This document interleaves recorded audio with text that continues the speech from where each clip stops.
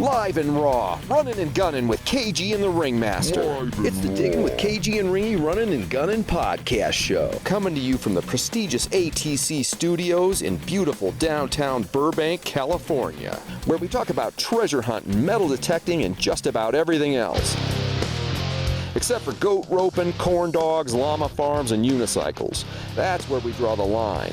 So without further ado, here are your beloved international superstar television hosts, King George and Ringmaster Tim.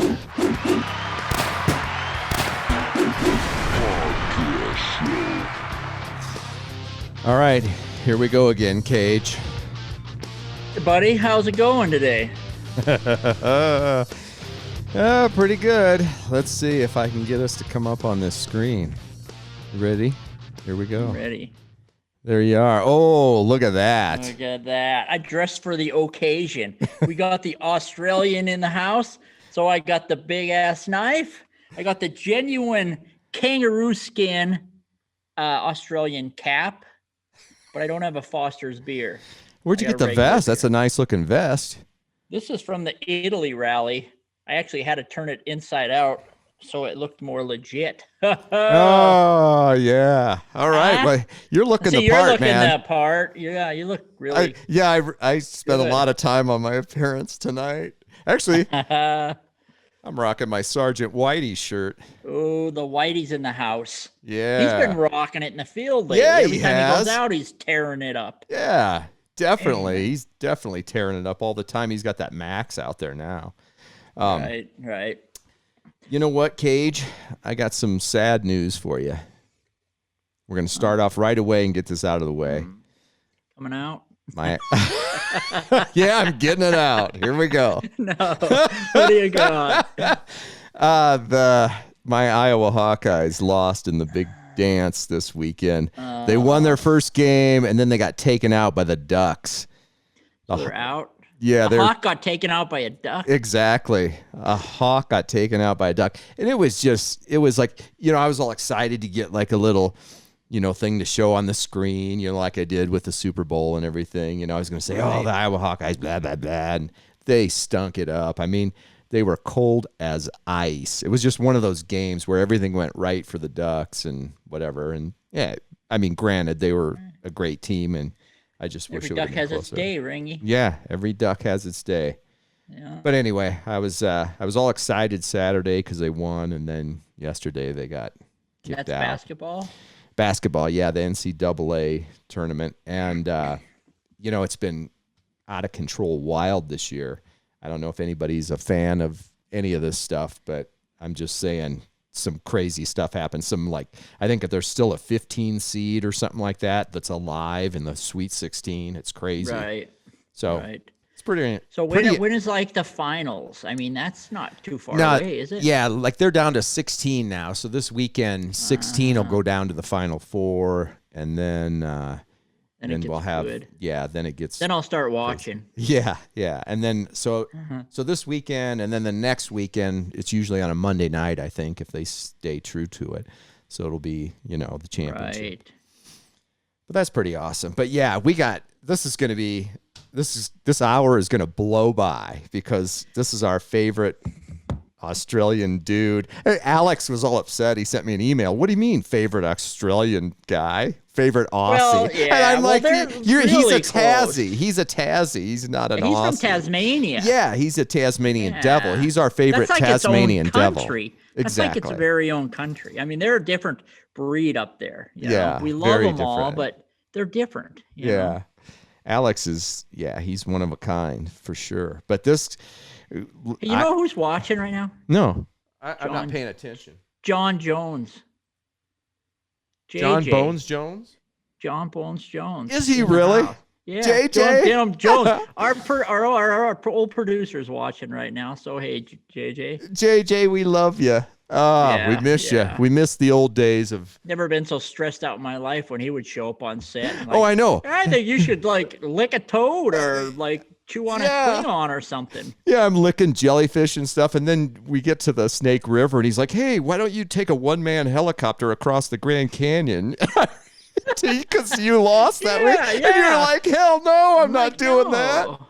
wrong with that guy? He's been in the big city too long. He has actually moved out to the country a little bit. Every night he has a bonfire. I mean, it's going to be a desert soon because he's burning all. He's going to burn his neighborhood down. I know. But what do you do? I don't know. I went out, did a little treasure hunting Saturday with my buddy Brian Stewart. I heard about that. And Terry and Craig Stewart. The Stewart boys tore it up. I mean, between the two of them, they found $3 half. 3 halves. I see a Kennedy in there, and that's it looks like a 40% or something. Yeah. Craig found 2. Brian found 1. I found, I found them, all that stuff right there. But we ended up with 14 silver coins, 3 buffalo nickels, 3 Indian head pennies. I mean, it was just a phenomenal day. Probably 30 some wheat pennies. No way. I mean, that is just absolutely crazy how you found that much stuff. I mean, didn't somebody find a walker too? I didn't see it in the picture, but I don't think we found a walker. I don't think really? The halves got that old. There was a Ben Franklin or something. Yeah. It was like a 67, I think. Because silver went into how long in this $half? 64, but then like you said, the $half went to 69, and they were like 40% silver from 65 to 69. So they still count as a silver coin. Yep. Terry, he's problem. my buddy too. He makes baits and stuff. He has his own bait factory, and he made me up a bunch of baits for bass and whatnot. So yeah, pretty cool. Right. I got some good dudes I hang out with out here. Yeah. He haven't shot me in the back yet, but I wish I had friends. You got lots of friends. I don't have any. Yeah, we ended up at the casino. We had a beer for lunch and a ginormous hamburger. We chowed that down and then went back to Diggin. So it was awesome. Yeah, I told them a few war stories about us. I kind of fill them in a little bit about some hanging out in Florida and whatnot. The backstories. Yeah, the backstories were pretty good there. Yeah. Yeah. Again, anyway, it's like, we need a second show, one that's like on a station where, anything goes, because there's some seriously awesome stories we could tell. Yeah. JJ knows all about that stuff, I'm sure.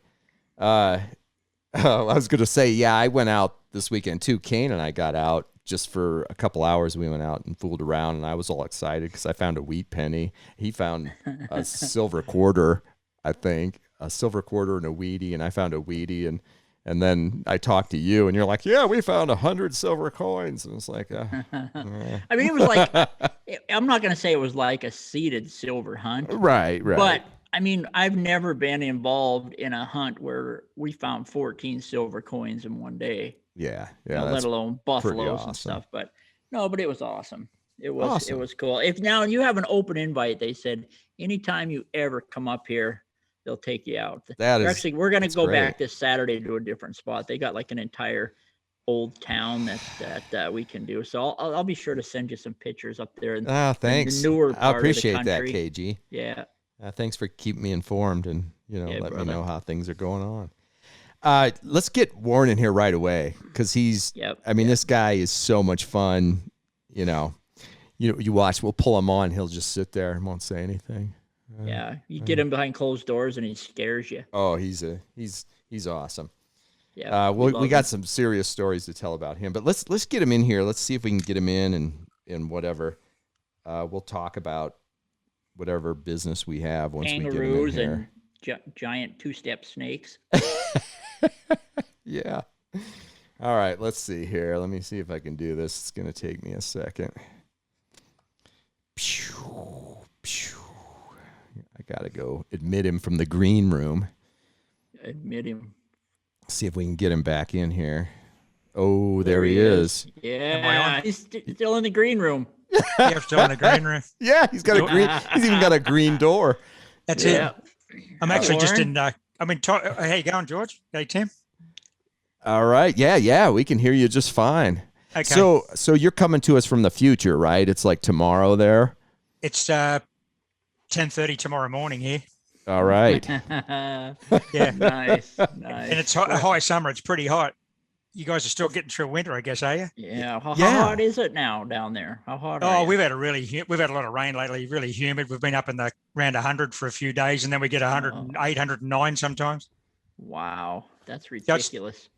We still go detecting, but it knocks you around a bit. You got to drink a lot of water. Oh man, just you'll see when we start showing some of these pictures when we were down there hunting. I mean, I can't remember what month it was, but I don't think it was the dead of summer, and we were we were all just soaked with sweat. It was November. Yeah. All right, Warren. I mean, hey, before we go any further, I got to read the guest intro. Sure. I'm doing it. So I've got an intro. yeah, I did a bunch of research and stayed up till 2 a.m. working on this. So I hope you I'll be appreciate checking it. your work. Yeah. He'll screw it up, Warren. Yeah, He I'll gets us screw it kicked up. off once or twice a show. Yeah. All right, here it is, guys. Our guest tonight is just like Paul Hogan. He carries a big knife and drinks beers with me in the Outback. And by Outback, I mean the steakhouse here in the USA. While not hanging out in the bush, he travels the world looking for treasure, writing steampunk movie scripts, and drawing up plans to span small waterways using living humans as bricks. We've gone on many adventures together over the years, from the Gold Coast in Australia to rallies in Italy, the Las Vegas SHOT Show, and gold hunts in the Arizona desert. Please welcome a man with pockets so full of gold nuggets he can barely stand up, Warren McGrath. Oh, there's a crowd in tonight. There's a big crowd. We got a great crowd tonight. Yeah. Yeah. This That's is a great this is intro. like a Super Bowl of metal detectorists It is. talking to It is. Warren. Yeah. We'd have Steve Moore included in here, but he can't find anything. So I guess. Oh, that's right. That's a common problem. He Steve does can have. find the water. Yeah, you can. He can. Yes. Steve's been known to come up empty a few times, hasn't he? Yeah. Hope he's not watching this, is he? No, he doesn't He'll know see how to. it. He doesn't know what the internet is. So I think we're all that's right. safe. Yeah. So what's going on over there? Well, it actually snowed here today. It's supposed to be. Come on. It's supposed to be spring. I was telling you. I think you guys came up here and we went on a gold hunt. We were doing that other TV show from California. I can't remember what it was exactly. The Joey and his TV show from Joey. the gold thing. Yep. From Sacramento or up that way. Yeah. Or Oroville. Yeah, and we were staying here because some of the places we were going to were right in my neighborhood, basically. And so we went out, and of course, you guys all show up, and it snows. I mean, we're literally detecting in the snow. I mean, right. it's just dumb. And just the other day, Miguel, right?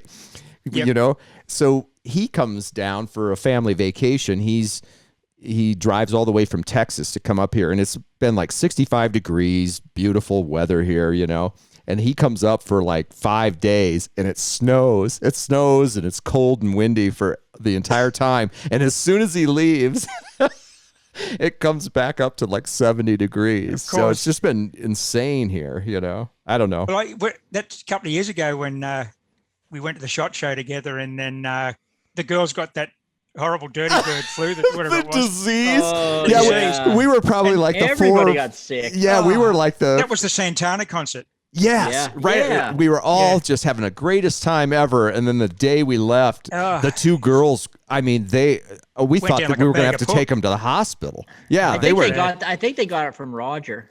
Yeah, they probably Yeah, for did. sure. Yeah, probably got it from Roger. They were bedridden, so Tim says to me, "Let's go digging." So we headed up north from his place towards Flagstaff, which is awesome. I thought he said, "We'll go detecting. There's an old dump," and this is something right out of my comfort zone. It was a sunny day and it was blue sky. I get out of the car and I start getting signals, and I grab my prospecting pick, and it just bounced off the ground. I thought, what's malfunctioning here? And it turns out about 20 minutes later, I can't dig a hole anywhere. And Tim says to me, the ground's frozen, don't you? I said, what? The ground freezes? What's going on with that? The ground was frozen solid. It's like we literally packed all our stuff back up and then drove down the hill, A couple of thousand feet down the hill. Yeah, so we could get down into the desert where we could actually dig holes. But I'm used to the ground being rock hard like concrete, but I thought, this is weird. Like, it's a sunny day and the grass is green, but the prospecting pick just bounces off the ground. What's happening here?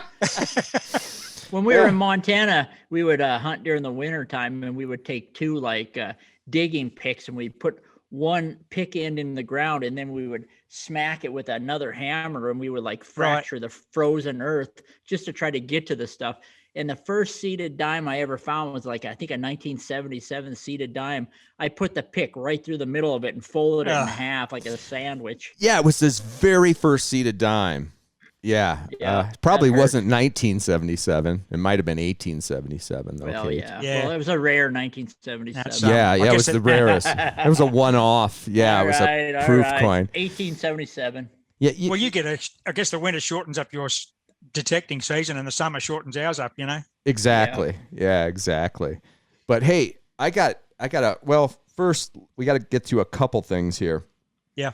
We're gonna let's talk about this for a second, just because we can. Here we go. Sorry. Just talk about this. All right, well, you tell them what it is, KG. I don't even know it. I don't even see anything on it's the top finds for the Apex. Just so you know that every month Garrett gives away an Apex to the top find, the top Apex find of the month. This is in addition to their other stuff where they're giving away, finds of the month in Europe and the USA. Yeah. So this is just for Apex users. If you have a great Apex find, send it in, and you can win another Apex. Win another Apex for your loved one, for your mistress. Yes. Yeah. Or for your mistress. Yep. Yeah. Now they're what a machine that is. If you ever tried it on the beach, it's just incredible in that multi-salt mode on the beach. I can't believe you said that, because I remember when they gave me the prototype, I took it to North Carolina, and I thought, after having the Max, how you get used to your main machine, and I'm just like, I will never use anything but this. And I took that thing out on the beach, and it's in salt mode, and it wasn't even a finished product. It was on a fixed salt mode. It didn't even have it perfected yet. I went out there, and I'm like, is this thing even on? I couldn't hear it. And I had to wave my scoop over it to make sure it was still on.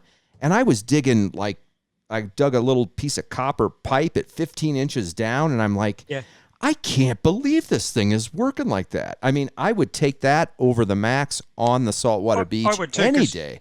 Yeah. The Max is awesome, but it gets a bit nervous on the beach. Exactly. It's just jumpy. It's jumpy, and you have to really know it. Yeah. I was the same. I put that thing in salt mode, and you can even walk into the wave zone and just don't drop it. But, It's just dead silent. I've got waves crashing on the coil, and there's not a peep coming out of it. Yeah. Right. It was the weirdest thing. I mean, I was just in shock over it. I love it on the beach, and I don't know. They got that right. Did you? Yeah, they did. They got that right. Did you ever use the little coil on it too? I'm using the Ripper on it now. Yeah, me too. My fave. So I'm kind of using that. We're using that as a go-to machine for general relic hunting now, and not the Max, just because it's light and it's rechargeable and all that sort of thing. Exactly. Yep. That's what we're doing too. We're doing that now. If I had to go, if the world ever returns to somewhat normal and we went to England again or whatever, and we're digging those massive deep holes, I'd probably go back with a big coil in a field on a Max. Oh, for sure. But right now, for what I'm doing in Arizona, how it's like Montana, stuff can be really, really shallow, for 200 years because it has nowhere to go. And, that Apex is tearing it up. Well, I had a prototype like you guys did, and I had it for a couple of months. And the first, I think, 5 coins I found with it, I only found silver coins with it. I got sick of it, threw it up against the wall. What's going on here? It was the weirdest thing. The first coin I found was a shilling, and then I just got, I think every time I went out, I got a silver coin with it. Oh, couldn't find a penny to save my life. That's just so awesome. I emailed Garrett saying, Sorry, I used that new coil on the AT Max. What's the one they just come out with, the Viper? the Viper made for the Max. That's what I used Saturday. It's the first time I ever used it. And that was some really trashy area. And I mean, you could tell the difference. It separates a lot better than the stock coil. I mean, it really does. Yeah. Yep. That's cool. My little one. Yeah. The shape of that thing, when I first saw it, I thought, this is a bit goofy looking, but actually, like George said, you get good coverage, but great separation. Right. Because you got it's just as tall as the standard coil, but it's just got that skinny profile. Yeah. And I mean, like you're saying, like most places in Australia, depth isn't really an issue for relics because it's just big, brown and flat. I mean, there are places where we get deep relics, but we're not looking for Roman coins. So depth isn't an issue, but it gets fantastic depth. But most of the time, that's not really an issue. It's more like George said, it's more target separation and getting rid of iron. Because the ground is so hard up there in rocky. Yeah, exactly. So a coin can sit, like on top of the ground. We've been to ghost towns where we've picked up coins off the top of the ground. They've laid there for 150 years. Wow. Yeah. Right. I remember KG before they did some of that reclamation. We were at was it Seated World? No, not. No, I can't remember where it was, but I remember you picking a shield nickel that was pristine up off the bank. It was just laying there. Yeah, laying right on top because of the Rocky Mountains. 1882 or whatever it was. I couldn't believe it. Yep. Yeah, it was amazing. Like then I found a seated dime in Montana laying on top of the ground at that one spot. Remember where Bones and them were? Yeah. Over by Butte. Yeah. Yeah, exactly. And then I remember at one of the ranches, which ranch I'm talking about, we were out there and I found that barber, and it was like it had turned black in the weather over the years, but it was just laying on the surface too. That barber dime, Mm-hmm. Couldn't believe it. Yeah, we found a couple of years ago, my brother-in-law and I, we went out west. It's like a really arid ghost town. And I think it was January. Like it was just stinking hot. It was like 44, like 110 degrees in your money. And it was so hot. It was one of those days where neither of us, the plan was if someone finds a coin, we go home because it was just stupid being out there. Yeah. And we're kind of looking over each other's shoulder. Has he found a coin? Please, someone find a coin. And you kept staggering back to the car for a drink of water, and you kept staggering around. And finally, after about 2 hours, I found a shilling. It was sitting vertically in the ground in this red soil, like half of it out of the ground, like vertically. Oh, weird. I was like, thank God we found a coin. Let's get out of here. Like we were dying. Like we were prepared to die. Rather than give in to each other and be the weak one that gave up. Right. We'll do that. Sort of thing. There's no deep relics. So I found these cufflinks laying on the ground and bits of pocket watches just laying on the ground. Yeah. Yeah, that's pretty cool. I got a whole bunch of stuff. I'm gonna run through this stuff, and we can just talk right through it. Yep. And if you want to see one of these pictures, some of them we're gonna pull back up and talk about them in a little bit. But there's just a bunch of cool stuff. That's us, a couple of years ago in Australia when we killed it. The girls having tea and stuff. But you can talk about any of the stuff you want. I love that find. Yeah, that was a Vietnam medal, military medal. Yeah, Tim with a penny. That's coloured as gold tooth. Yeah. I think rings. Yeah. Oh, that's my shot cricket buckle. Yeah, Colleen we'll talk about that. Yeah. Colleen, more gold. Oh, that's me shooting stuff. Shooting a penny. Yeah. He's coin shooting. Yeah. Coin shooters. That's in Arizona. Oh, here we are. This is Arizona donut tour. Yeah. We didn't do anything. Well, that's all we did was drive around eating donuts. There's no other purpose. You couldn't dig. The ground was froze. Yeah. That's right. Yeah. Look at this. Someone's Jeep. Yeah. This is someone's Land Rover. Someone's Land Rover, some giant mountain with bellbirds on that's them. before it all burnt down. Yeah. That's back when the world was a fun place to live in. Yeah. So so we can talk about. Well, I think we went into one old camp, that haunted park. I think we got 15 silver coins between the four of us, didn't we? Oh, we crushed it day. there. Yeah. But what about this thing here? This so that one I don't know much about. That's what we call a cricket buckle. Like back in the 1800s, was the same as now. Australians are obsessed with cricket. Right. And they all wore these canvas belts with these buckles, and they always had some sort of cricket motif on them. There's been well over 2,000 different designs discovered, and they're kind of like limited run, and each one is almost unique. Yeah. So they all wore these cricket buckles, and they're usually the gilt. They're brass gilt, but that one there has been shot from the back with a small caliber pistol ball. So I don't know if it went through the wearer of the belt. First, it went through him first, and then out the butt of the line. So it was a really old 1850s sight, and we were just getting musket balls and pistol balls. There was no cartridges. Right. And that's like a pistol ball hit. I'm just suspecting alcohol was involved. I hope no one was shot, but because I mean, our West was just as wild as yours. So there was plenty of people getting shot. Yeah. And that's something we've talked about before, how, like, you know, we both spent time in each other's countries, and it's like amazing how similar, like the gold rushes at the exact same time, and how the Industrial Revolution and all that, it all developed at the exact same time, and so many similar things happened. Like, there's times when I'm there in Australia and I'm not actually, you know, in a car on the wrong side of the road, that I think, hey, this I could be home right now, you know? Yeah, that's right. Because it looks so similar. Yeah. It does. And well, when you guys came out here, that was 2016 when you were doing the Diggin show. Right, when we did the very first episode. We went to that hill end with the drink waters. And that old race course. And then I think it was lunchtime. We sort of went back to the shed for some chips and sausages. And I said something about finding a snake buckle. And George said, "What do you mean you found a snake buckle?"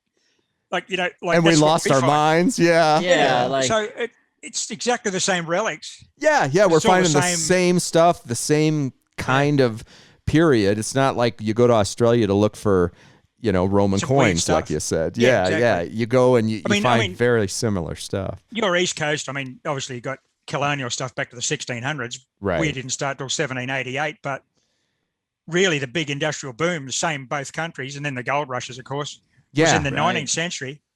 And they're all wearing the same pocket watches and belt buckles and buttons, you know what I mean?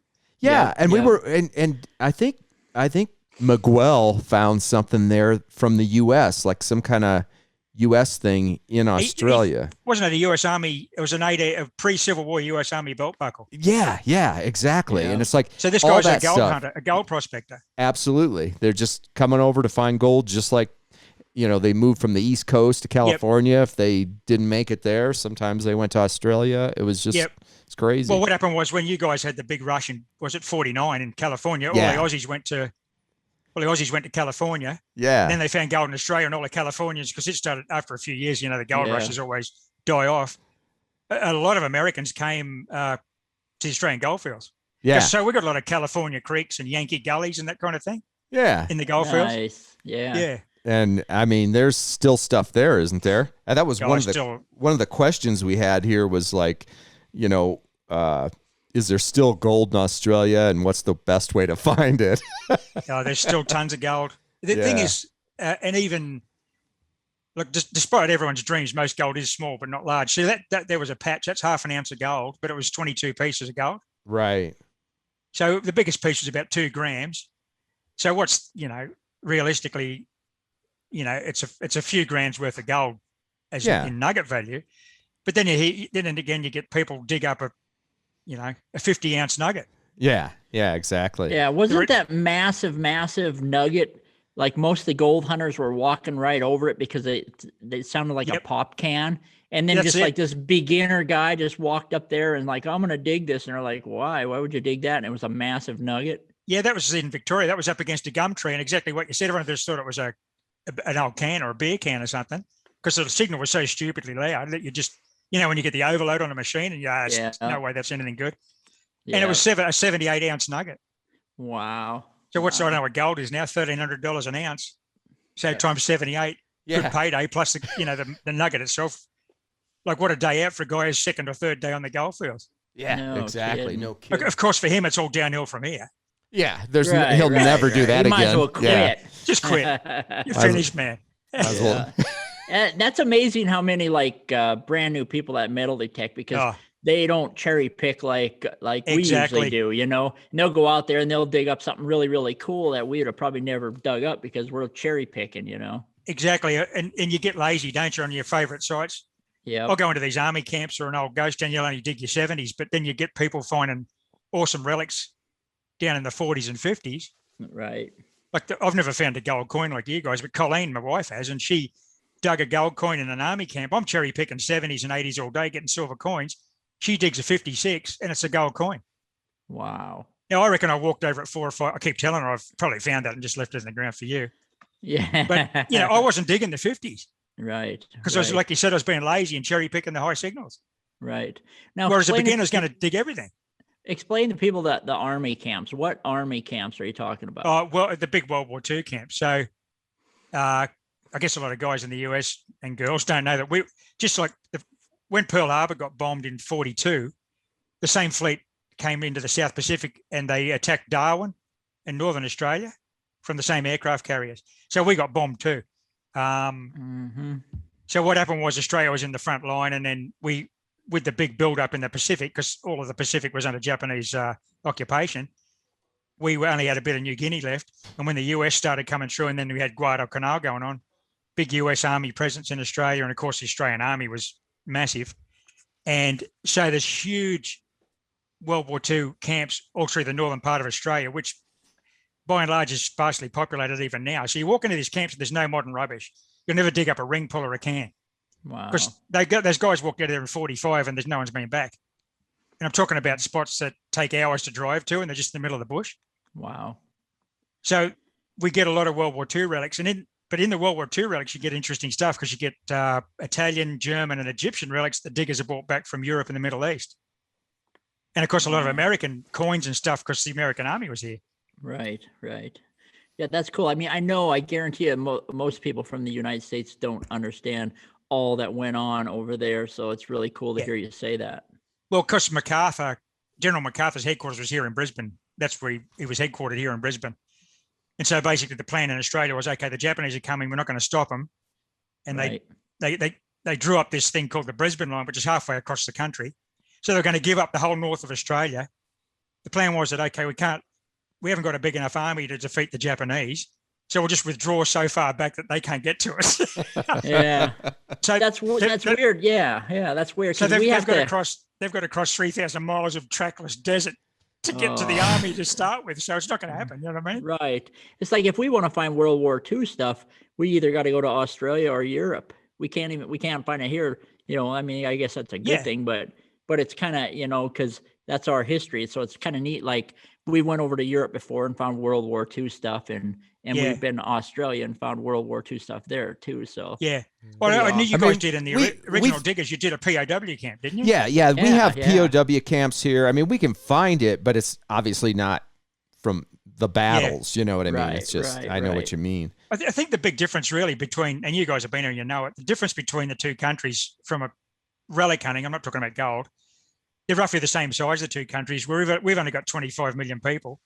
Yeah. So we're a lot more spread out. And you guys got a lot of big cities all over the states, continental US. There's cities, like you've got big cities, only a couple hundred miles apart. Right. Here we've got probably 5 big cities, thousands of miles apart. Yeah. And so when we get activity in the 1800s in these remote silver towns and gold towns and the World War II stuff, no one's been back since, you know what I mean? Yeah. Like nobody goes back there. No there's nothing there. There's no water. There's nothing. It's just nothing. like, it's just dead hot, bodies and boiling hot, dry, arid, nothing. Snake-fested corn. It's just a bunch kangaroos. of bones and skeletons laying around. That's how it is. But the thing, that's a big difference. Like, I watch a lot of US YouTube videos on four-wheel driving and remote camping and boondocking, as you guys call it. You can do that here I'm only an hour from home, or I can drive for 2 days, and literally I'm the only person for 500 or 600 miles. Right. Wow. I mean, to even conceive of that, it's an American generally understands that concept, a European doesn't. Right. So we get a lot of trouble with we used to, when we used to have European tourists who come out here. Yeah. And let's go and look at the outback. Oh, how far is it? Oh, 3 days. What? And you're out there with a tank top and one bottle of water. Right. Exactly. You're gonna die. Yeah, you're dead. Exactly. We get the same thing. We get people from the East Coast coming out here into the desert, into the mountains, the Rocky Mountains, even up Montana all the way down to Arizona, and every year somebody dies or has to be airlifted away because they come out, like you said, with one bottle of water and their tank top and Daisy Dukes, and they're walking around in the mountains and they get lost. And or they're running from a mountain lion and a grizzly bear eats them. Yeah, exactly. Yeah, that's right. Exactly. And you can get turned around in that country, any of that sort of remote mountain country. In 10 minutes, you can get turned around and not know where you're going. Yeah, absolutely. Right. Yep. And even at the next town, it might only be 6 or 7 miles to town. you're not going to make it Yeah. because you went the other way. Even when we were up there hunting with you, like we would go to one spot and then it'd be like a 7-hour drive to another spot and then another 7-hour drive to another spot. Exactly. Hey, Of now, course, we'd have Warren laughing so hard he would be crying and almost crashing I into remember kangaroos. when we, And George getting frustrated with my hat sliding off the dashboard. to the point of video, we videotaped it. Yeah. He was going to stab me with his steely knife. Yeah. And he just couldn't kill the beast. And then finally, was it Chris the cameraman finally cracked one after and he said, yeah, he finally snapped. Yeah. Yeah. Oh. Yeah. Well, we have a video of that somewhere.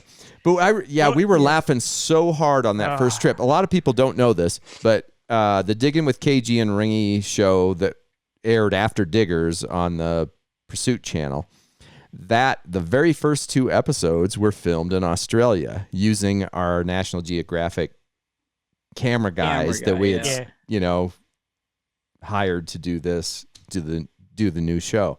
But so the very first 2 shows were filmed down there, and I'm going to run a little clip from the very first episode. This is the intro to the whole thing because, here we go. Crocodile Dundee. Get going. Check it out. I got myself a knife. That is so cool. Look at that. Blade still in it. Good find, KG. You call that a knife? That's not a knife. This is a knife.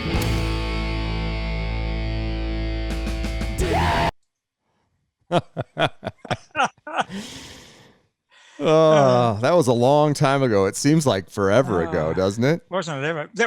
It was funny how, I guess people like us are like-minded, but how we'd never met each other. We just clicked in that car within 10 minutes. Oh, like the stupid stuff that was going on. KG and I have talked about this for years. I mean, we've met so many awesome people through the years and everything.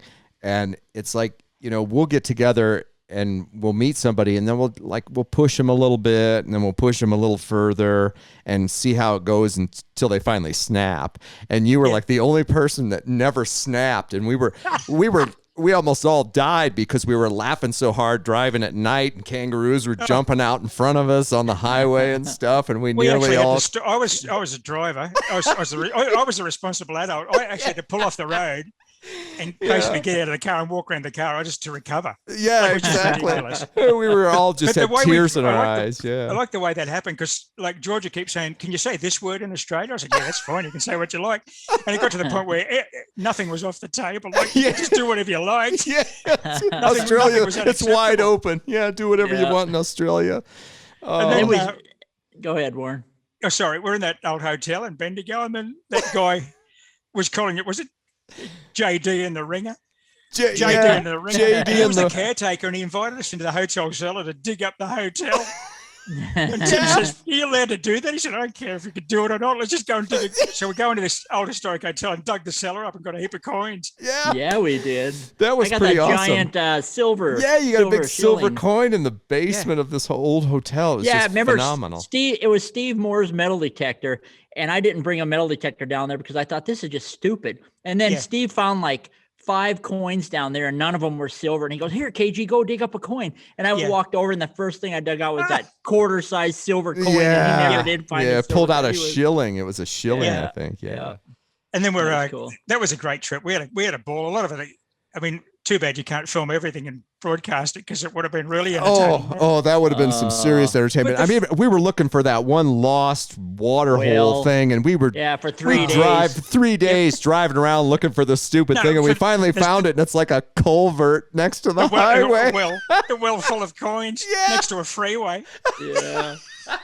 And then we're on that drink water character, and he took us to that old town. So I remember we were smashing out coins everywhere. And next minute, the ranger came along and said, "Hey, you guys, this is a heritage listed site. Why are you digging holes here?" Yeah, we'd already taken a heap of coins out. Yeah, we're good. We've got a film. We got what we need. We've got footage. Yeah. Said, "Actually, it's illegal. What you're doing here?" "Oh, it's fine." And then we were, Tim and I, remember we were filming with Chris was filming us, and we were over by that old building Well, Warren and everybody got permission to do that old church over there, Oh, and yeah. we're just Yeah. struggling trying to find a coin, and they're over there with pockets full of silver. Yeah, Oh, nobody geez. told us anything. Yeah, I know. yeah. If only I could broadcast the comment that George made as he walked up to that church.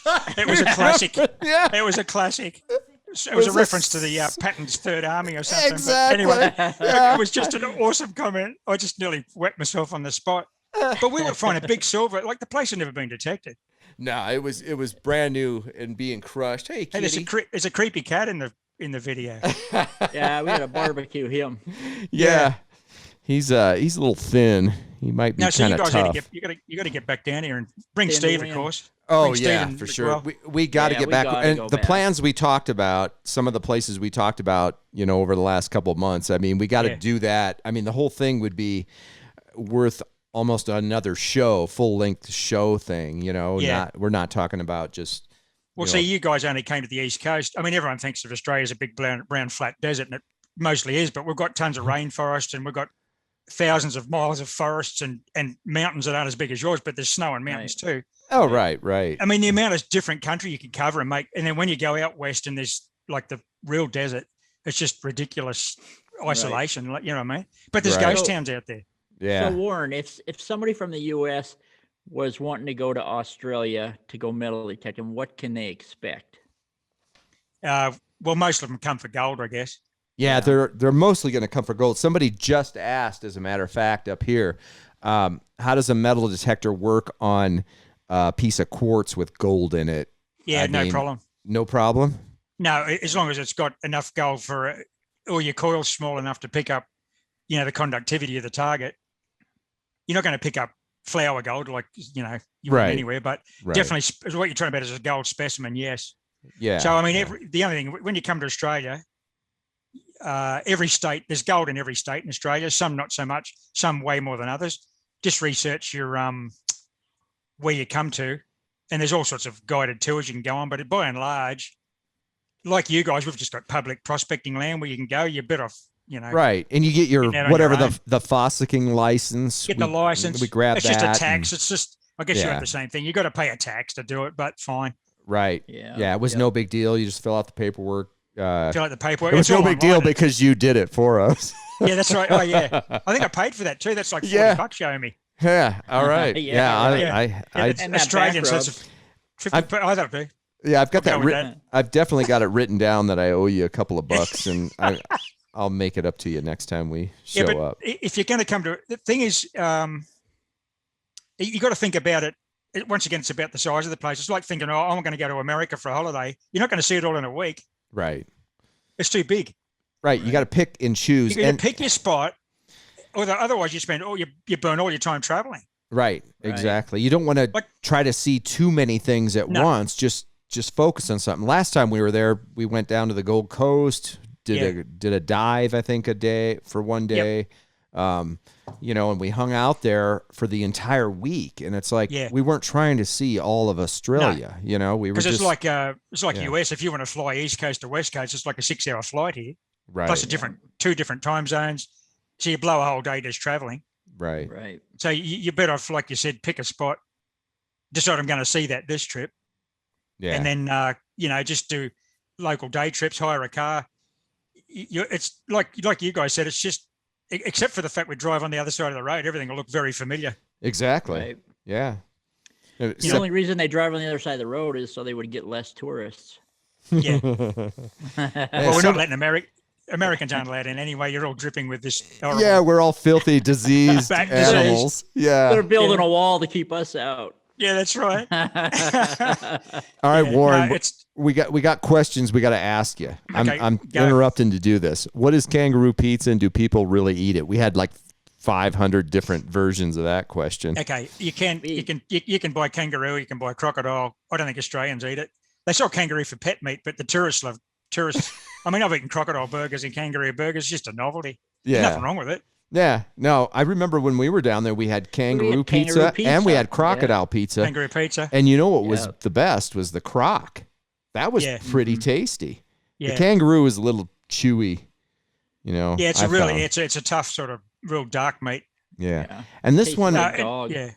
Go on. well, I was just going to say, this one's from Chuck, and I think this one's for Warren. Have they ever found opals while detecting?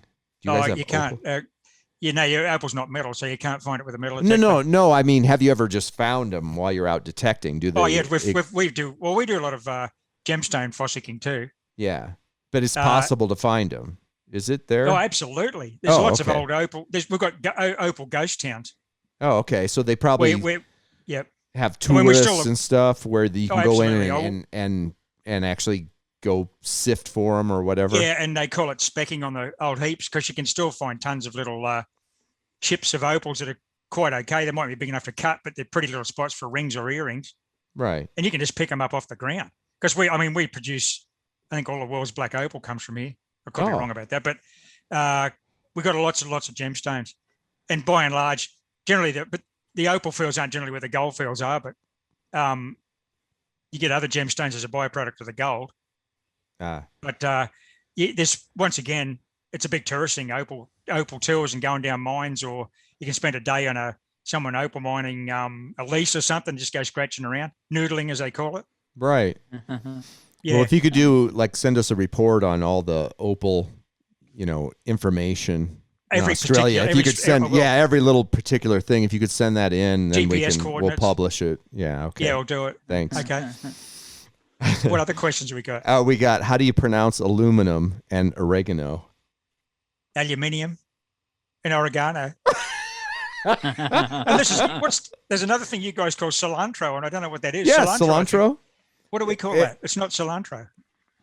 Is there another name for it? I don't know. It's like something in Mexican food, I think. It's a green thing, isn't it? It's not. I think it's some vegetable that we call something else. But yeah, there's all this.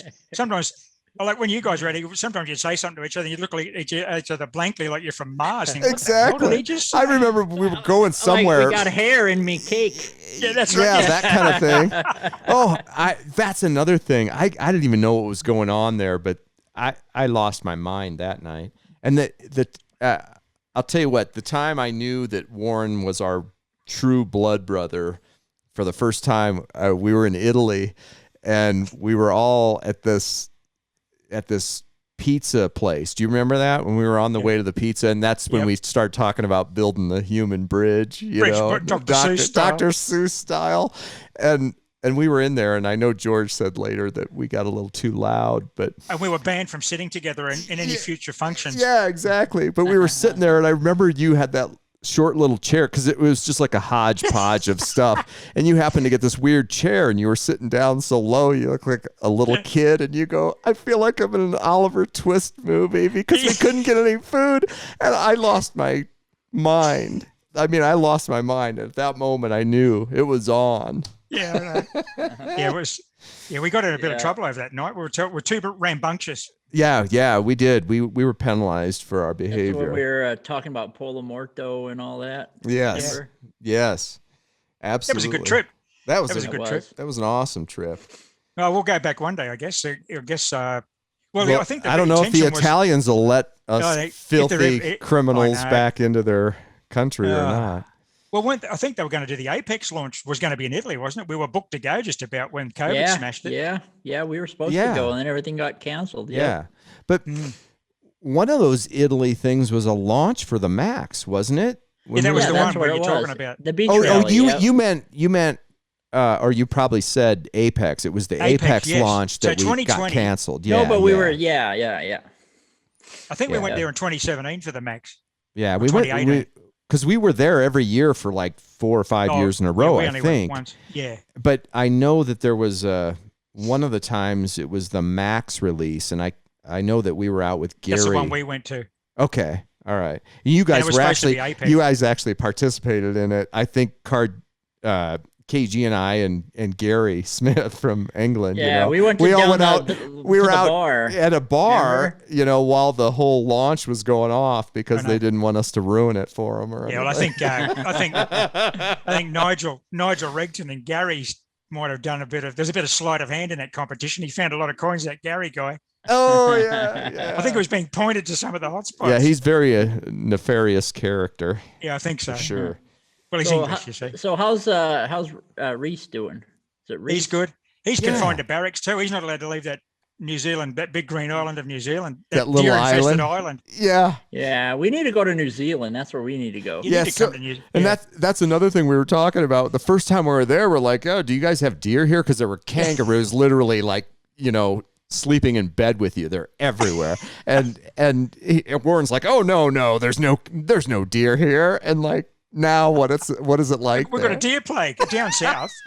It's just they're shooting deer like with the guns that we've got left. They're shooting deer everywhere. Wow. That's That's so crazy. weird. If you think that Australians haven't got guns, try sneaking onto a farmer's property to detect relics or coins in the middle of the night. You'll find out there's guns in Australia. Yeah, exactly. Yeah. I'm Now, pretty sure. Warren, tell everybody about the kangaroos, what the kangaroos do to the dogs up there. Because a lot of people see a picture of a kangaroo hugging a dog and they think they're being affectionate to it. What's that That's kangaroo really doing? It like with the water. You know how them Oh kangaroos... yeah, they kangaroos. They're not dumb animals. We've got friends of ours down south of here. We up in the mountains, and they have a lot of trouble. They've got cattle dogs, and the dogs chase the roos. And what the roos do, they lure the dogs into the dams, the farm dams, so that the dog's actually swimming and its legs aren't touching the ground.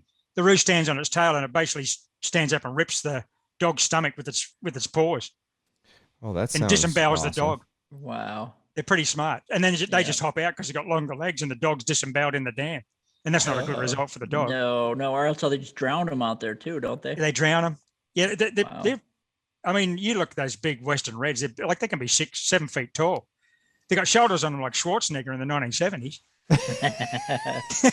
Wow.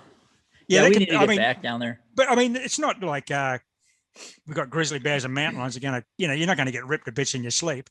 Well, got a you few- got got a few 5,000 snakes. spiders and snakes that'll like eat your face off and stuff, though, Yeah, that's right? true. Yeah, That's at all least fair, you but- could see a mountain lion and a bear. You could see them coming at you. You I get one of suppose so. them snakes that bite you, and you're just dead. That's Yeah, that. you're not getting back to the car. Yeah. Right before we made that water crossing, you saw the Ute. We Yeah, were big going red belly across the black. water. There was some Yeah. kind of red-bellied death snake or something Yeah. out in the weeds, and you're like, look at that thing! Don't touch it because it'll kill you. It's like, Yeah, we got, and we still got issues with people being taken by crocodiles. So a lot of the sites up in the tropics, you got to think of Australia upside down. So it's our Florida, right. but like it's right near the equator. It's really tropical. You got massive crocodiles up there, and you can't go in the rivers. You just can't. Wow. And- And then them old what are them jellyfish things? Yeah, box that'll just- jellyfish. They'll Yeah. just kill you. Oh, They'll really? kill you. Yeah. Oh, their tentacles have got some horrendous toxin, which is a neurotoxin or something. And don't But they I mean, have people spiders tend that to like? focus on all this dead stuff, things that killed you. People focus too much on stuff killing people. Well, what about the big giant spiders like that live in your yes. toilet and stuff? And like when Yeah, you we got those. Yeah. They've got a big plague. We've had some floods in the last few days down in Sydney. Uh-huh. And there's massive, the spiders are sort of migrating out of the water, and the houses are just infested with spiders because they're all coming out of the water. And they're all the size of like a shoebox or Yeah, they something. are. Oh That's my right. god! Yeah, that's awesome. No, we haven't. Yeah, I'd rather sleep on the ground in Australia than I don't want a grizzly bear bursting through my tent in Montana. yeah. Take your chances with that. Yeah. But I remember we were shooting that show in St. Croix, and it was a great place. And I got my room or whatever, and it's super hot there, of course, and the fans on and everything, and nice white noise. I went to sleep. I wake up the next morning to get ready to shoot, and I just kind of roll over and look on the floor next to my shoes, and there's this giant orange colored spider. It was so big, it was like I thought it was a crab out of the ocean. And it's walking through my apartment, where I'm staying, and it's like, are you kidding me?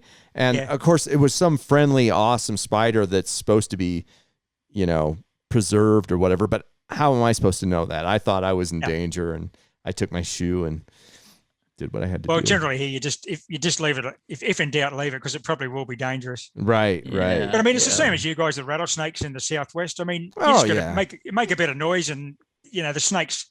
Right. And I've had so many rattlesnake encounters since I've been here over the last 5 years. I don't even think about it anymore. But yeah, there's been a couple that got my heart rate up. But Yeah. other than that, you see them, and rattlesnakes are good because they let you know that they're there, and and you just like, oh, back away, and they don't want anything to do with you. But there is a one breed of them. I don't think it's a sidewinder, but there's something else that is super aggressive, kind of like those water moccasins. They'll come after you, so you do have to be careful. And we got scorpions, and no matter where you are, there's something that wants to eat you. And we were in Europe, and I was on like the 6th floor of this beautiful hotel. And in the morning, I went over there, and it's like a granite, floor. And the only thing on the floor was a pair of my boots. I reached over and I grabbed my boot, and something took off running across the floor. I thought it was a big old spider. It was a giant scorpion. I was hiding under my boot. Good thing it wasn't in my boot. Yeah. But I proceeded to stomp it in the ground. Especially that high up, you wouldn't expect a scorpion on the 6th floor or the 8th floor. No. You probably put it in my room on purpose. Yeah, see, there's stuff that'll kill you everywhere. Yeah. Yep. Yeah. But I mean, by and large, anyone who does any detecting or goes camping is pretty sensible. It's the same in US. You're pretty sensible about the outdoors, and you know how to deal with and avoid. Right. And you know what time of year it is. Like, if you're detecting an old house and there's a sheet of iron, don't pick it up with bare hands and have a look underneath it. Yeah, exactly. Use your detector or something, because there's going to be a surprise probably. Yeah. Oh, so it's got to be sensible. Should we give away a couple things real quick? Yeah. And then we can go about our business. All right. Yep. Warren's going to give some gold away, ain't he?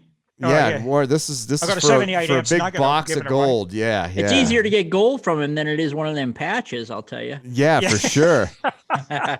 For sure. All right, now here, let's do the fines first. Here, let's throw this out there.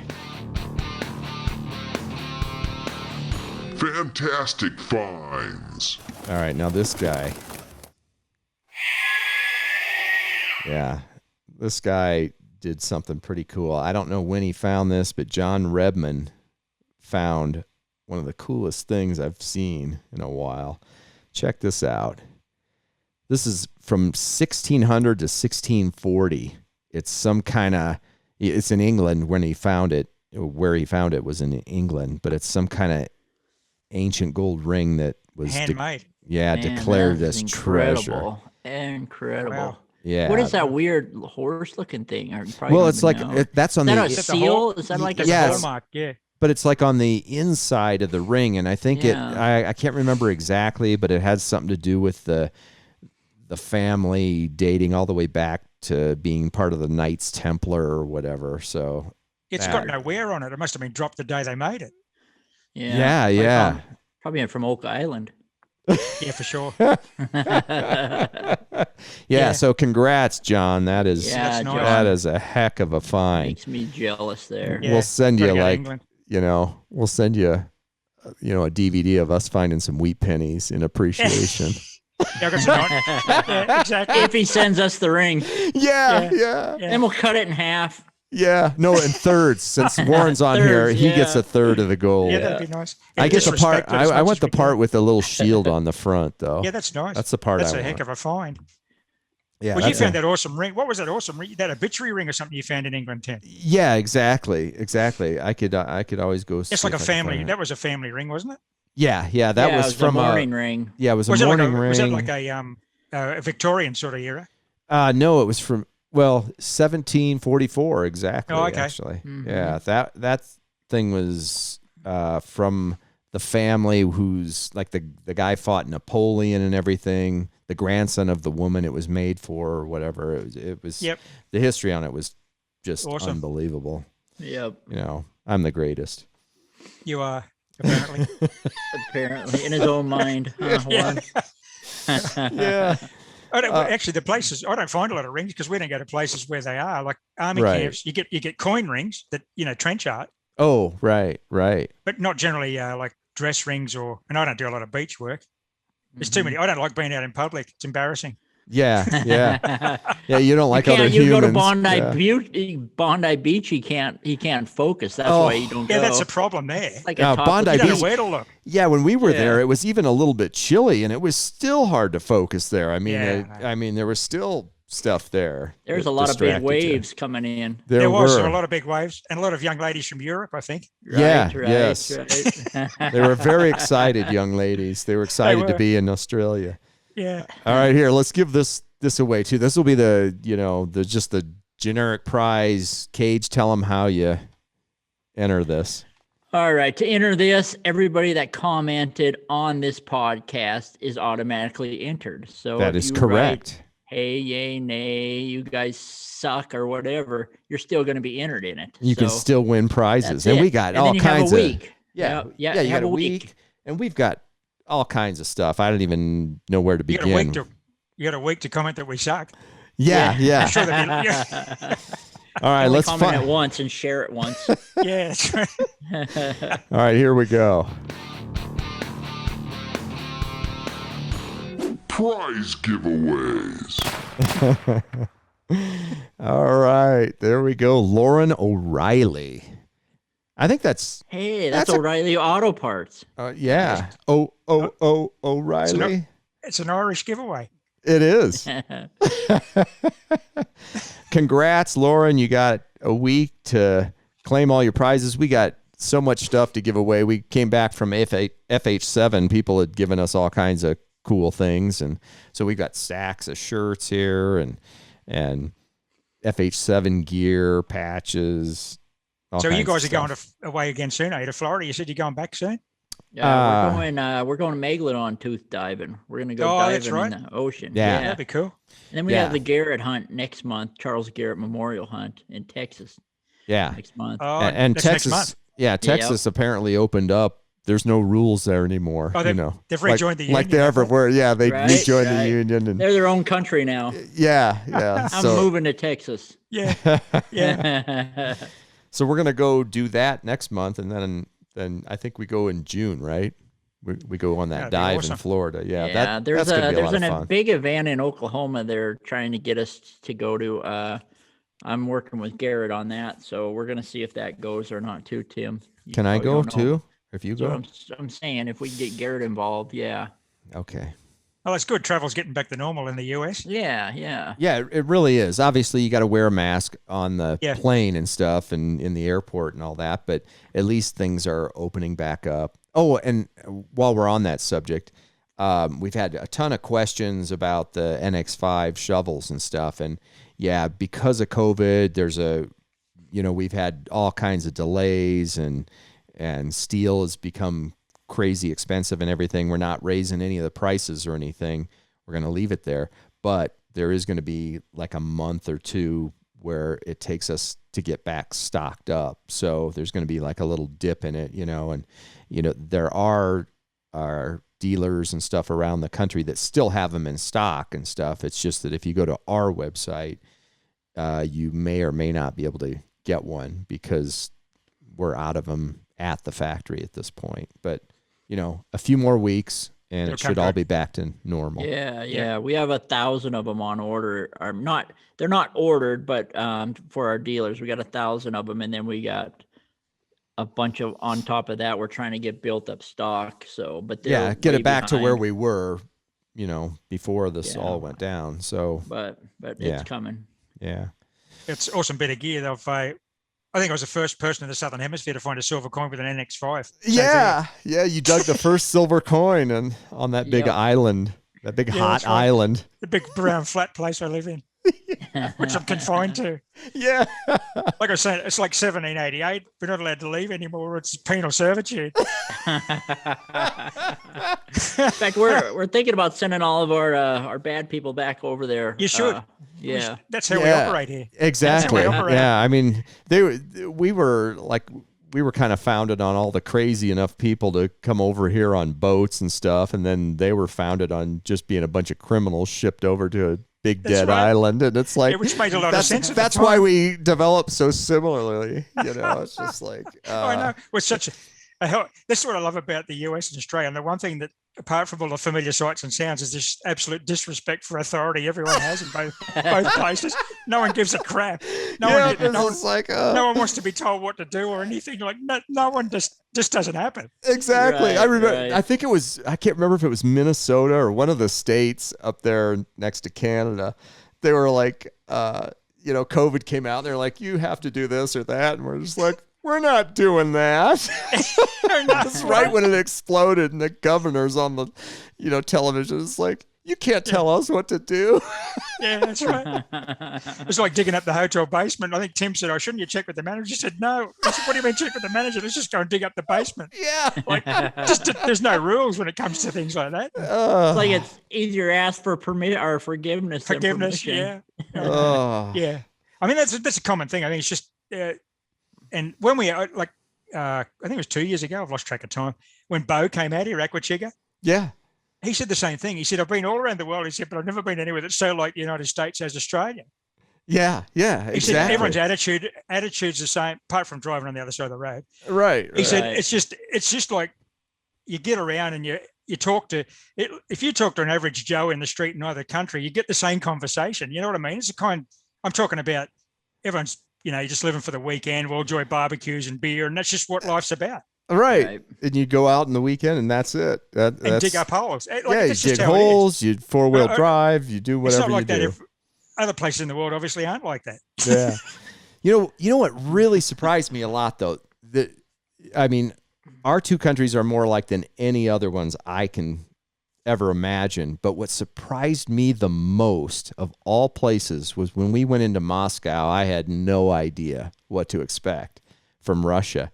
And we went in there and we got out, and I remember all the guys at this rally, they're out in a big field and there's four-wheel drive vehicles out there, campers, a car stuck in the mud, Yeah. and it's like, this kind of looks like Montana to us. We're thinking this in our heads when we got off that van, and everybody there was just kind of standing there next to the pots of boiling fish or whatever they were cooking on a campfire and looking at us thinking, we thought these guys were going to be like way different too. You could see it in their eyes. It's like, we got out. They and thought we you were had, going to look like Abe Lincoln with yeah, it. exactly. I don't know what they thought, but we had the best time there. They were really, really, surprisingly, it was the that's same thing. By the time we got there, it's just like everywhere. You get there and you just got to kind of feel it out and see how people are. But by the time we left there, we were hugging and drinking, and they were calling us their American brothers. It's like everywhere we've been on the planet, people are just the same. They just want to have fun, be left alone. But then the governments ruin it. Absolutely. That's it. It is true. Yeah. It's funny you say that about a Russian, because when the girls were little, they did elite gymnastics, and the club I was involved in had Russian coaches, right? So, because gymnastics in Australia brings most of the coaches in from overseas, elite Russian coaches. I got to know this Russian coaches really well. His name was Nikolai. He was a he was a sergeant in the Red Army, right? He grew up in Soviet Russia, immigrated to Australia. It's funny what you say about that, because the Russians, even though his English was reasonably good, but they have that same sort of black, ironic humor that Australians and Americans have. Like, it's just... Yeah, they do. They really do. It's a weird thing. Like, I connected so well with him. You think, like, even across the language barrier, you'd laugh at the same things. Exactly. We went into a gift shop and we were on the Red Square, and we went into this gift shop, and you know how they have those velvet Elvis paintings and stuff like that. Yeah. There was this velvet like painting with the black background, and it was Putin and Trump with their arms around each other, and the slogan underneath said "Best Friends." It was just, you could just tell they all had the same sense of humor. It was exactly. This is freaking awesome. I think it's because the similarities, and I guess I don't know too many Canadians, but there's giant countries where someone's always suffering because of some natural disaster. Right. You're thinking, what's this country going to throw up at me next? Yeah. And people are just used to that kind of, dealing with adversity. I think that's how, like, even though we live pretty comfortable lives, right, these really big countries aren't, it's not like you're living in Luxembourg where everything's nice and the village coffee shop's just down the street. Yeah. You know what I mean? Yeah. There's always something going wrong somewhere. Oh, there's always And you just horrible gotta deal things with it. happening. Yeah. And people just, But as George try says, to in the deal government with it. steps in and makes it worse, which is always, that's a nice touch. That's universal. Yeah, now somebody's watching this and they're going to shut this show down for sure. no, yeah, that's right, It's like, that's all right. look, Well, they're it's talking about the fun while it government. lasted. It's Yeah, fun while yeah, it it was fun. It Because was great. when I spent a while in the Air Force. I was 15 years in the Air Force, and the last year I was in the Air Force, I was still in uniform, but I was working with the Department of Defense, right? So it's a big government department. They're all civilians. And having worked 12 months with the government in that capacity, and someone says to me about conspiracy theories and the government's doing this and government doing that, if you think that the government is capable of coming up with all these crazy things, they are so incompetent. They are so hopeless. They can't keep secrets. Like, you'd never work with the government if you think the government can do all this to you. You know what I mean? Yeah, I know what you're saying. Like, they're just not that organized. No. But anyway, Not we're all like suffering. us. Not like us. Yeah, No, that's right. We're super always know organized. Yeah, everything goes smooth for us all the time. The first few, I felt so sorry for Gypsy.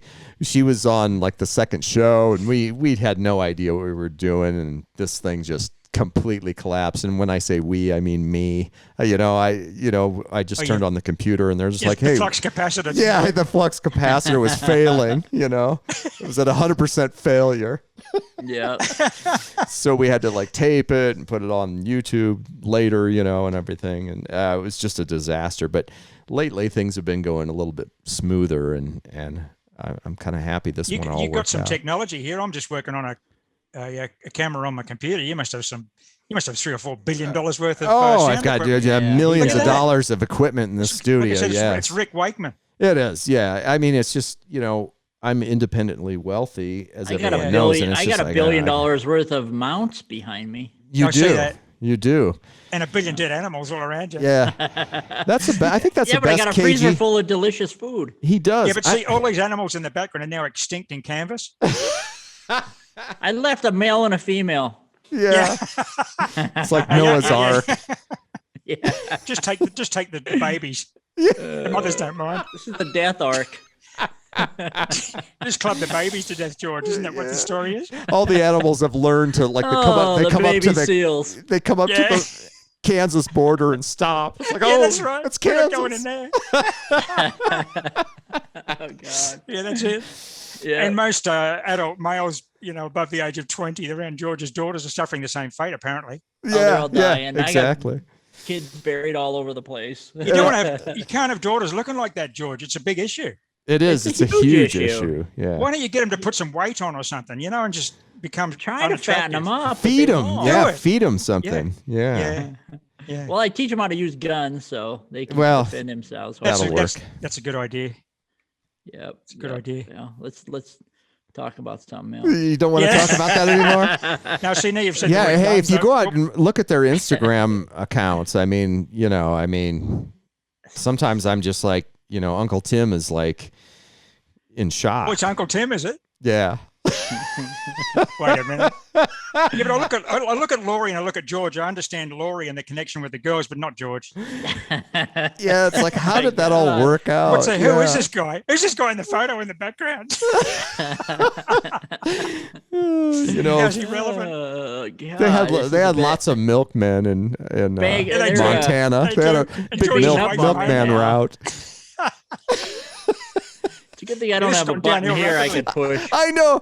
I'm so happy that I have control of this whole thing right here. Have you got a kill switch on this broadcast? Yeah, I do. Yeah, it's right. It's right here.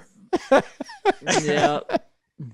I got a kill switch because he'll be in Florida in a couple of months. That's true. Yeah. And I'll get him underwater and like cut his airline and hold him underwater. Just get it on video. I'll just cut him and let a great white shark eat him. Yeah, that's there you fine. go. And I'll film it. I don't think there's any complaints. And then steal his bag of megalodon teeth from his cold dead hand. Yeah, I'll have a huge pouch full of it, right there. Like 25, 30 megalodon teeth. Or I'll just kill him with one of the megalodon teeth. Yeah, that'd be ironic. Yeah, and say he was eaten by a megalodon. They're apparently not extinct any longer. No. The forensics will show that. Now, how did that whalebone get in his butt?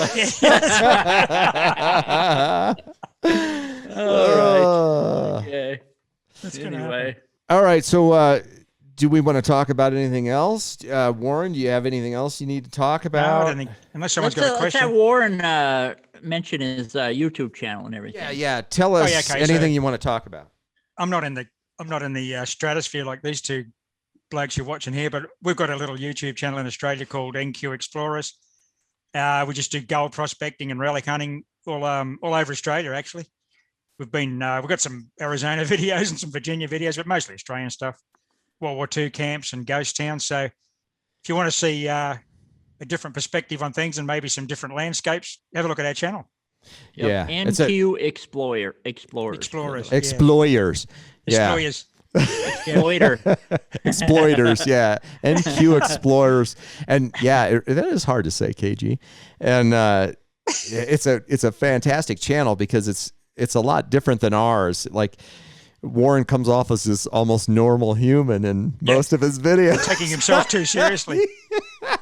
But I like to but it's good for people that actually want to learn something because they're, I like to try to educate the viewership, whereas anyone who watches anything of yours is actually dumber for the experience. Right? the show, for example. Yeah. This is perfect. Yeah, this is a perfect example. Especially when the government comes and gets us now. Yeah, the government's going to be, NSA's all over this. Yeah, I'm going to be blaming Warren. I'm just like, he's some foreign guy from that, down there in that hot, there's going to be a boiling knock on the door island. That's right. Yeah. At Convict Island. Obviously, he's a criminal. So obviously has relatives that were criminals at some point. He's already on an island of criminals, so why not? Yeah, that's right. We are. It's all my Irish convict ancestors, you see. Yeah, exactly. No, we have to get Garrett involved and get back down there as soon as the borders open. Definitely. Again, that'd be awesome. Absolutely. Yep. That's definitely on the schedule. We got to do that. Yep. I can't think of anything more I want to do right now than I've got plenty of sites there. we can go to. Like, we really need to do a real, way out back sort of show. Yeah. The one we were talking about before, without going into all the detail and stuff, but some of that was just phenomenal. I mean, just some of the cool stuff we could do with it and everything. Yeah. And I think it'd be really cool for other people to see, that don't get a chance to do all the crazy stuff we do. I mean, if you think about it, the three of us are all pretty darn lucky human beings. We are very lucky. We get to go see a lot of different places. By them watching us, though, if we get, trapped in another country and thrown in prison, though, it's not going to happen to them. That's true. That's right. They can laugh and say, I always hated that guy, There's no risk. He got what he deserved. Yeah. No risk to the viewer. And you can drop into New Zealand on the way across George and shoot some stuff. Oh yeah, I'm gonna get a red stag. I definitely want to do that. Yeah, and a kiwi. Yeah, definitely. And what are those little things they play soccer with? Oh, they're quackers. They're Australian. Quackers, yeah. Can you shoot those, or you're not supposed to? Well, you can, but you can shoot anything, whether you can or not. Yeah. I just didn't know if they were like a nuisance. If that's your question. I didn't know if they were like stand there and look at you with their little bunny rabbit face. You can take them out right between the bunny eyes. Rabbit. I didn't even know what they look like or anything. I was just wondering if they were like some sort of with a pouch. Okay, so they're probably platypus or something. I don't care. Yes, platypi. We can platypi. Yeah, bag a few platypi. Yeah. Now there's lots you can shoot. Yeah, just don't bring your gun. Yeah, now you can't have a gun. You got to shoot them with a crossbow, you can, right? Yeah, but the thing is, there's all those issues with that, with getting a license. But you can walk in any camping store and buy a longbow, a compound bow. Oh, yeah, that'll work. That'd actually be more fun in a way. Quokka, you could hit a quokka with a compound bow. You could. I'm not saying it should be done or if it's no. I'm just saying. I was honestly asking, like, are they a nuisance animal? Like, no, they're a protected species. But they're only on one island. Oh, well, geez, yeah. So Quackasaka is not really. Apparently, they don't breed back up again. We've discovered that a few times now. Yeah. If you kill everything on an island. And now we're gonna run this quick commercial from PETA, our sponsor. Okay. Right. All right. On that note, are we done here, or are we? Yeah, we must be done. It's Are we over about 20 minutes? It's nearly lunchtime. I gotta go. Yeah. He's got to eat lunch. Yeah. Crankies. All right. Well, Warren, I mean, we're gonna have you on again because we didn't even. Been great fun. We didn't even we didn't touch the tip of the iceberg. This is. Yeah. There's lots to discuss. Yeah, we have a lot of world problems to solve. So we do.